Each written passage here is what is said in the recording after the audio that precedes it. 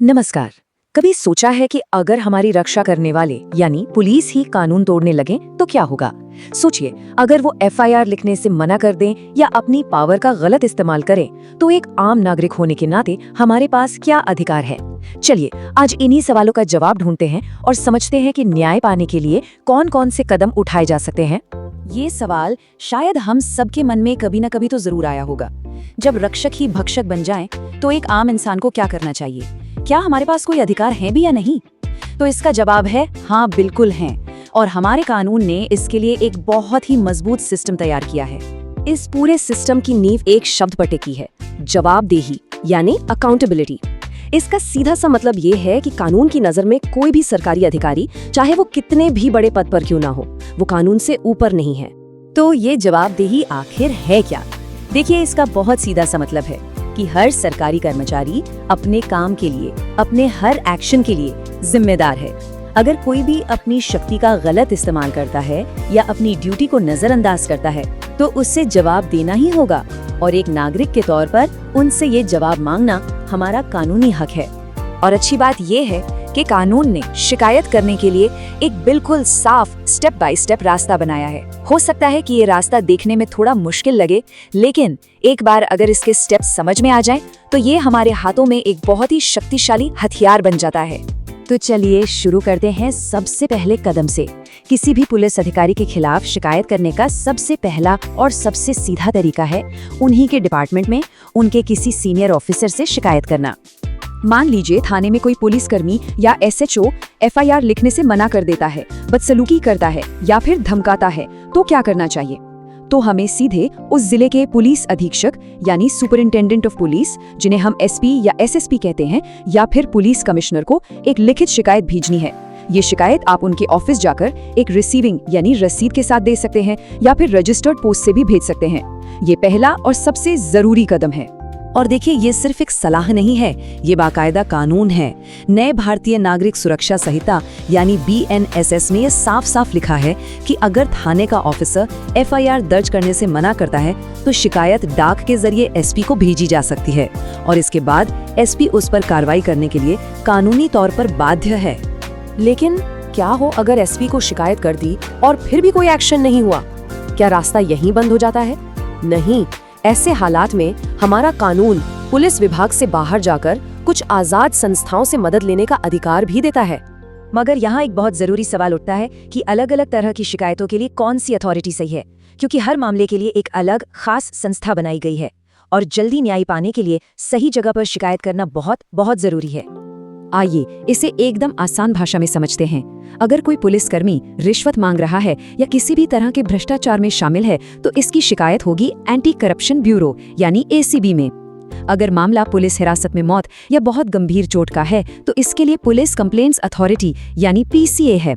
और अगर पुलिस ने किसी के साथ मारपीट की है या किसी को गैर कानूनी तरीके से हिरासत में रखा है, तो इसके लिए नेशनल या स्टेट ह्यूमन राइट्स कमीशन यानी मानवाधिकार आयोग के पास जाया जा सकता है। हर शिकायत के लिए एक सही और खास संस्था है। जैसे अगर कोई पुलिस अधिकारी रिश्वत मांग रहा है, तो एंटी करप्शन ब्यूरो सिर्फ आपकी शिकायत नहीं सुनेगा, बल्कि वे अक्सर एक जाल बिछाकर उस अधिकारी को रंगे हाथों पकड़ने का पूरा प्लान भी बनाते हैं। ये करप्शन से लड़ने का एक बहुत ही असरदार तरीका है। इसी तरह मानवाधिकार आयोग का एक बहुत बड़ा फायदा ये है कि वो शिकायतों पर बहुत तेजी से एक्शन लेते हैं और नोटिस जारी करते हैं। और सबसे अच्छी बात, यहाँ शिकायत करने के लिए बड़े बड़े महंगे वकीलों की जरूरत नहीं पड़ती। एक साधारण से पत्र से या उनके ऑनलाइन पोर्टल पर भी अपनी बात आसानी से रखी जा सकती है।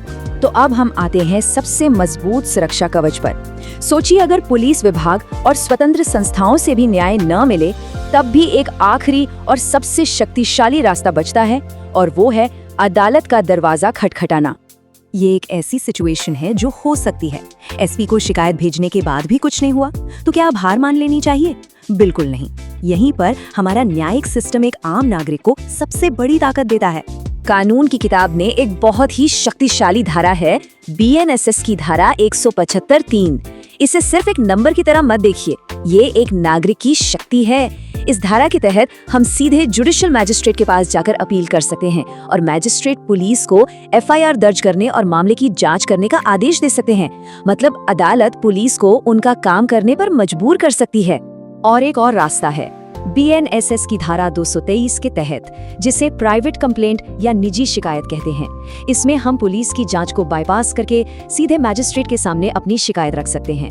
अगर मैजिस्ट्रेट को लगता है कि मामले में दम है, तो वो सीधे आरोपी पुलिस अधिकारी को समन यानी अदालत में पेश होने का बुलावा भेज सकते हैं। तो अब तक हमने अलग अलग रास्ते देखे। चलिए अब इन सबको एक साथ जोड़कर देखते हैं कि न्याय पाने का पूरा रास्ता क्या है और इसे इस्तेमाल करने का सही तरीका क्या है। एक बात जो समझने वाली है वो ये है कि ये पूरा कानूनी ढांचा एक नीचे से ऊपर यानी बॉटम टू टॉप अप्रोच पर बना है। इसका मतलब है कि शिकायत की शुरुआत हमेशा सबसे निचले स्तर से करके धीरे धीरे ऊपर की ओर बढ़ना चाहिए। इससे हमारा केस मजबूत बनता है और सिस्टम के हर स्तर को काम करने का मौका मिलता है। ये स्लाइड समझिए न्याय तक पहुंचने का पूरा रोड मैप है। स्टेप 1, शुरुआत हमेशा एक सीनियर पुलिस ऑफिसर यानी SP या SSP को लिखित शिकायत देकर करनी चाहिए। स्टेप 2, अगर वहां से बात नहीं बनती या मामला भ्रष्टाचार या मानवाधिकारों के उल्लंघन का है तो PCA, ACB या ह्यूमन राइट्स कमीशन जैसी खास संस्थाओं के पास जाएं। और आखिर में स्टेप 3, अगर इन सब के बाद भी कोई एक्शन नहीं होता तो अंतिम और सबसे शक्तिशाली कदम उठाएं और मजिस्ट्रेट की अदालत का दरवाजा खटखटाएं। यही है न्याय की सीढ़ी। आखिर में सारी बात बस इस एक लाइन पर आकर टिकती है। सही कानूनी धारा कौन सी है और शिकायत करने की सही जगह कौन सी है, इसका ज्ञान होना ही हमें जल्दी न्याय दिला सकता है। सीधी सी बात है, जानकारी ही सबसे बड़ी ताकत है। न्याय के रास्ते पर चलने के लिए कानून को जानना ही पहला और सबसे जरूरी कदम है। उम्मीद है इस जानकारी से हर नागरिक को ये कदम उठाने की हिम्मत और ताकत मिलेगी। अब सवाल ये है कि क्या एक समाज के तौर पर हम ये पहला कदम उठाने के लिए तैयार हैं?